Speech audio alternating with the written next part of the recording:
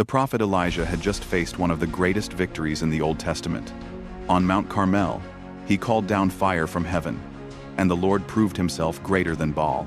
But soon after, when Queen Jezebel threatened his life, Elijah fled into the wilderness. Exhausted, afraid, and overwhelmed, Elijah sat down under a broom tree and prayed, "It is enough. Now, Lord, take my life." The prophet who had stood boldly before kings now felt utterly defeated, and it is in this moment of despair that the Lord meets him not with fire, not with thunder, but with care. As Elijah lies down to sleep, an angel touches him and says, "Arise and eat." Elijah looks, and by his head is a cake of bread baked on hot stones and a jar of water. He eats and drinks, then lies down again. A second time the angel returns and says, "Arise and eat, for the journey is too much for you."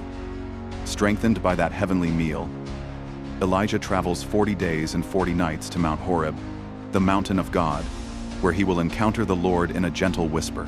This story gives us rich lessons. First, it shows us the compassion of God. Elijah was weary and broken, yet the Lord did not rebuke him harshly. Instead, he provided food, water, and rest. God knows our frailty, and he cares for us in body as well as spirit. Second, it shows the provision of God. What Elijah could not do for himself, God supplied. Bread in the wilderness became strength for the journey. In the same way, God gives us what we need for the road ahead. Not always abundance, but always enough. Third, it shows the purpose of God. Elijah thought his ministry was over, that his life had no more meaning, but God sustained him because there was still work to do. When God gives us strength, it is not just to survive, it is to continue his mission. And finally, it points us to Jesus Christ. Just as Elijah was strengthened by bread from heaven, so we are strengthened by the true bread of life.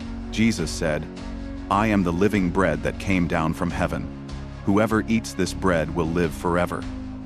The food Elijah ate gave him strength for 40 days. The food Christ gives us brings eternal life.